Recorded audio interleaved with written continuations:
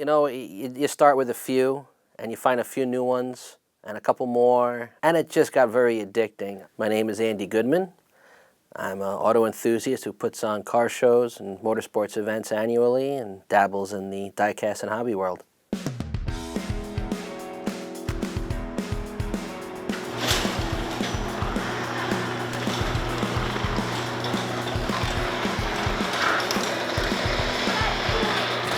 Hey Jalopnik, welcome to my home, Mechanicsburg, Pennsylvania. You're visiting a 1,000 square foot garage here filled with die-cast cars and a couple real toys. I've been a car guy since I was 16 and took my first job in an auto parts store. That first job has kind of culminated me to where I've gotten today in producing car shows, judging car shows, marketing car shows. It's my wife's fault. My wife started the collection going back almost 20 years now. Young guy in my early 20s, not much money to play with. A lot of cool cars were coming on the market, but I was always a Mustang fan. And my wife knew, girlfriend at the time, but wife now, but she knew it. And she came home one day and tells me she brought me my dream car. Long story short, she comes home and she brings me a model car. And it happens that the model car is the Cobra Mustang, or very close to it, the Cobra Mustang that I had always wanted.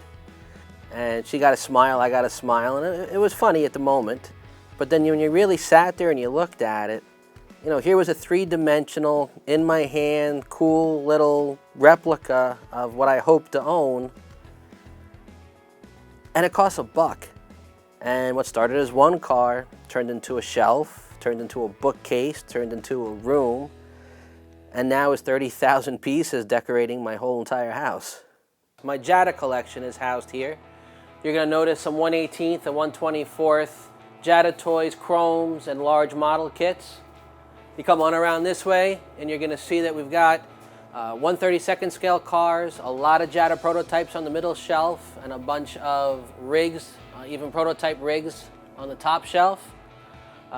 My Mustang project, not its prettiest, but hopefully a project that a couple of friends will help me get together over the next year. Coming over here, my gem, my dream car.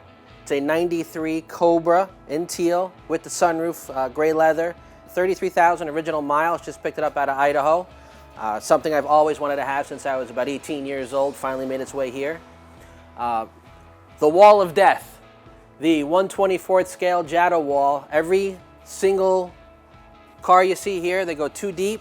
All different, whether they're different colors, different wheels, or all different releases that Jada had put out. You'll see all these 1/64th scale models from Jada Toys, 5-box sets, and individual singles. I am not missing a single Jada car in 1/64th scale. I have every one they have released. Everything you're looking at here is all pre-production, prototype, and some cars that never even came out to production. I define a hobby as something I want to do, not something I have to do, like a job. Although my job is also a hobby to me, I get to play with cars all day. And I'm not a big sports guy, I'm not a big party person, but for me to come down in my hobby room and just look at the cars and organize some new ones and know what I want to buy next, that's my R&R. I prefer the more realistic looking cars, something that replicates what did come out, like a 69 Camaro or a 72 Chevelle. I go after the reality. There are some cars I go after that aren't reality, but I like the art that's on the car instead. But it is hard to decide. I mean, there are several other brands out there where I find pieces that I like and I will put it back on the shelf and leave it there, because I think if I start collecting another line, my wife will really shoot me. Well, that's my garage for you. All Jada toys, about 2,500, 3,000 cars on display in here. Let's take it down into the basement. Hey Sam, my daughter Samantha, home from school. Looks like she's ready for bed already. Welcome to my basement, or as most people call it, my man cave. If we start with the Hot Wheels, you're gonna see there's thousands of Hot Wheels down here. I really lost count on the Hot Wheels, but the Hot Wheels Garage series is one of my favorites. The card art is outrageous. We've got some anniversary collections, the Ultra Hots, the Boulevard series, some very cool Japanese cars. These never were sold in the States. The Hot Import Nights, because I was a part of the Hot Import Nights company, but Hot Import Nights and D-Force line. I never knew the collection would get as large as it did. And my wife knew it going into this, but we had the house built to house the collection. For years, a lot of stuff stood in boxes and was in storage. It's a total of 5,700 square feet built, of which 1,500 square feet in the basement and 1,500 square feet in the garage are dedicated to housing the collection. The delivery series, the Sin 68s with the box sets, they're complete, not missing a single one. The Ultra Hots, the Hall of Fame cars. From the Hot Wheels, my favorite line, the Classics, featuring the Spectra Flame paint. If you want real replicas, if you want the most detail in the market, M2 Machines is where you gotta be.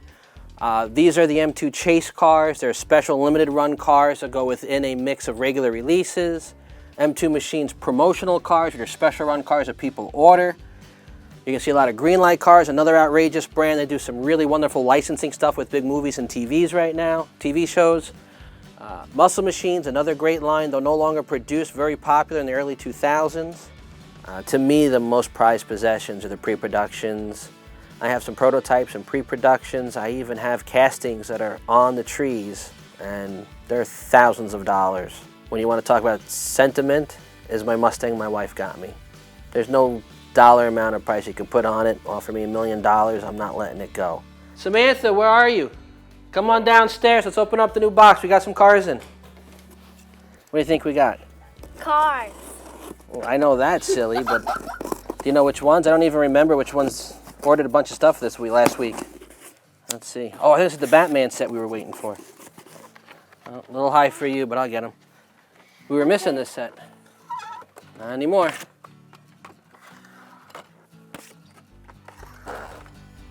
Pretty cool, huh? Yeah.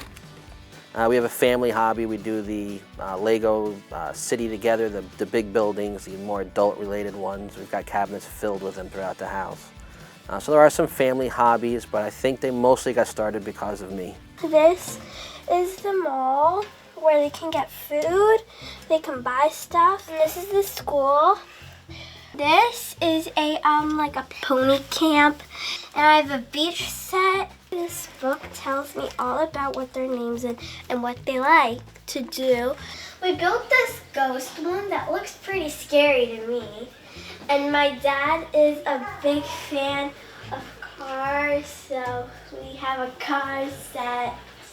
It's hard to understand when you're a real and a full-scale car guy why someone would spend all this money on the toys and not the real thing. But when you're really looking at it from the perspective of a hardcore car guy, there's 100 cars out there I wish I could own. But at the end of the day, I can own them all in scale. I can have one of every single car I could ever want. I can have it when they cost $5 each. Just when you think you're done, and just when you think you've seen it all, we'll head into the next room, which is more of a storage area. As much room as I have and as much stuff that's on display, I can't get it all on display. In here you'll see Hot Wheels main lines, going back as far as the 1980s up to current. I have just about one of every one. I'm missing maybe about 100 cars at this point to complete the set and get it up to date. On this side, you'll see some more Hot Wheels specialty items. These are sets that I'm still working on completing, so they're not on display at all. So when it comes to diecast, that pretty much covers my 30,000 piece collection. If you'd like to see some Legos or you want to see anything else we collect here in the Goodman residence, come on up. I don't think there'll ever be a point where I stop collecting. It's a part of who I am. It's a part of what I like to do and like to be. And as long as the companies keep making the product, I'll always have something new to pick up. And if the companies stop making product, I got something to go back and hunt for. If I ever struck it big and hit the lotto or came up with $1 million business idea, I think I would stick with the hobby of collecting diecast. The real cars are fun, and I've been in some amazing garages that you definitely would have to say I'm jealous of, but you still can only drive one car at a time. I think I'd be happy having 1 or 2 cars in my garage and my weekend toys, but everything in my collection I don't have to have insurance on, I don't have to do continual maintenance on. It's a lot easier to hold 30,000 toy cars than it is to hold even 2 or 3 real cars.